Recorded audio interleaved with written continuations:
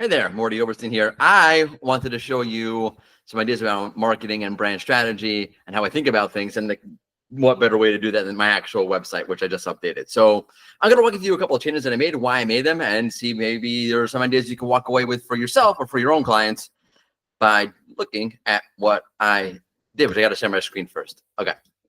So first off, I'm just going to use my old website using the Wayback Machine. I have it all in my CMS, but I just figured to use the Wayback Machine. It's super cool. If you don't know what the Wayback Machine is, it's the internet archives. You can basically see previous versions of web pages from years ago and compare them to what they look like now. So I'm going to start off with the Wayback Machine on my site from July, I think. Okay. So first things first, I have brand strategy and guidance for mid-sized marketing teams. That was the first thing that I actually changed. So you can see here, what I did was I said for mid-sized companies and medium-sized marketing teams. And that was because I thought my audience targeting wasn't specific enough. And I know people say, oh, no, you don't want to pigeonhole yourself. You do very much want to be able to have the user walk away with, the audience walk away with, oh, I know who they work with and who they work for. So when I just had mid-size marketing teams, I didn't want to exclude people who you might not be the team, you might be the CEO of the company. I wanted just to clarify, refine, and contextualize just a little bit over there.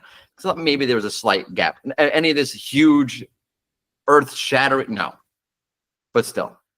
Okay, let's go back to the old version. So in the old version, I had this tagline, tap into your brand potential is what I'm really all about, with one unified strategy that runs across all of your marketing.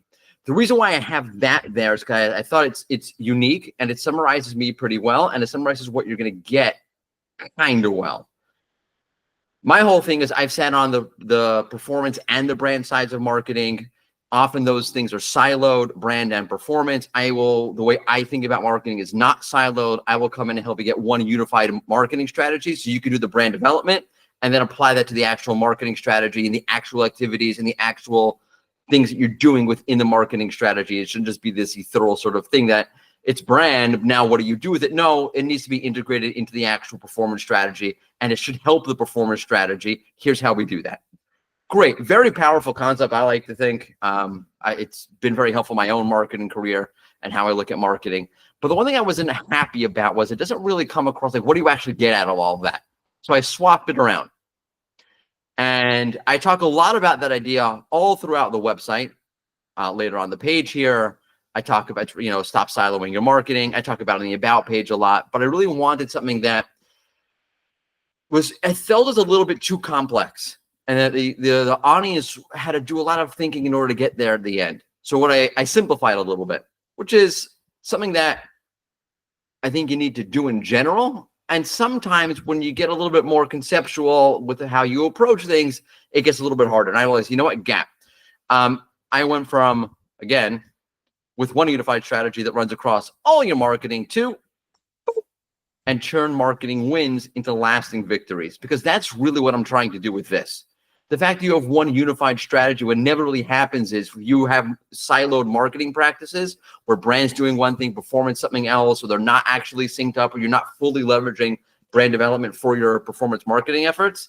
What usually ends up happening is that you make wrong or bad or ineffective or inefficient decisions about your marketing strategy that only include X, Y, and Z criteria or X, Y, and Z implications, and you don't see the larger picture. And when you don't see the larger picture, what ends up happening is I might get an SEO win, I might get a victory, from PPC or my content distribution strategy, but what you're not getting are not just wins, but really long-lasting victories. So I thought, okay, what is the end? What's the net of unsiloing your marketing strategy and letting brand development impact and be integrated with performance?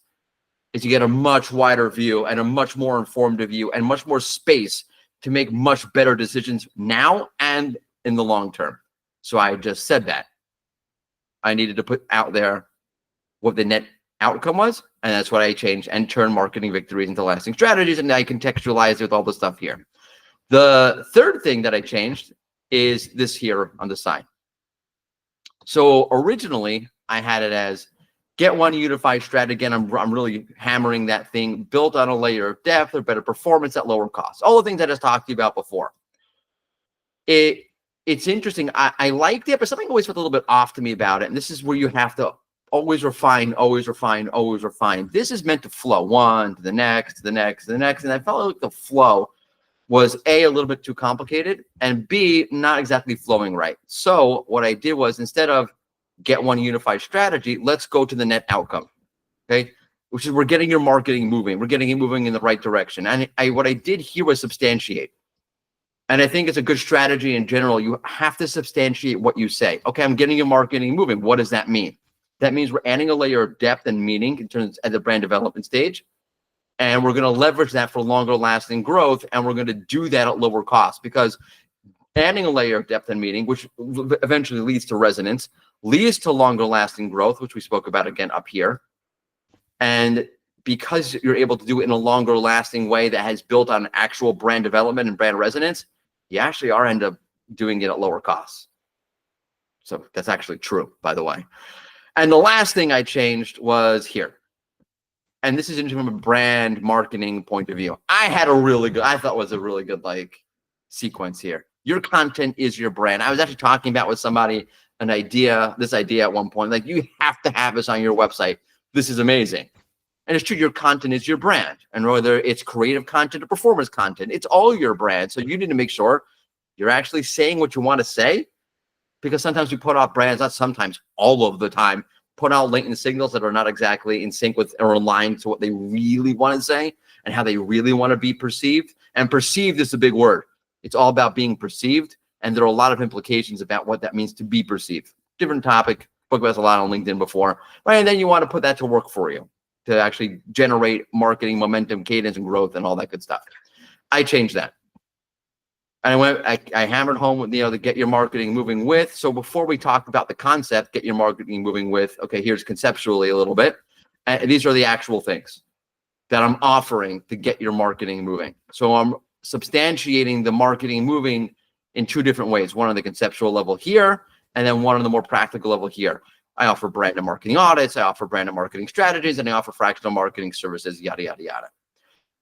What I felt like was, I'm not explicit enough and I'm not practical enough above the fold. There was no place here above the fold where it was very clear, like, what are the services that I offered. If you went down just a little bit, it's right there. And it's all very explicit. But I found, and this is where brand marketers need to be careful, this is something I do with clients, but shoemakers' kids go shoeless, is that you have to be explicit about your offering at some point, right away. Which is, by the way, why up here, I'll go back up here, right? It's, brand strategy and guidance, right? The reason why that's always been there and why that continues to remain there. I'm telling you what I do, like what is Unify, very, very quickly. It's brand strategy and guidance. You don't have to figure it out. It's right there. But sometimes as creative marketers or brand marketers or people who really focus on messaging and meaning, we kind of forget. You just have to tell the audience very clearly and very explicitly what you offer, which is something that if you work with me in the past, I do all the time. But it's funny that for myself, I forgot all about that and got hung up on. I really like that line. Don't get hung up on you like that line. Be more effective than be more flamboyant and with flair as a content writer. Sometimes a simpler, easier, more direct way to go is the actual way to go. And that meant making a hard decision of giving up what I thought was a great line. I don't have it anywhere else right now. I got to figure out where to put it because it is a great line, but nope. Made the hard decision to get rid of it. And that's what marketing is. It's constantly refining, constantly improving, and making hard decisions. And I hope that you learned something from my own process. Talk to you later. Bye.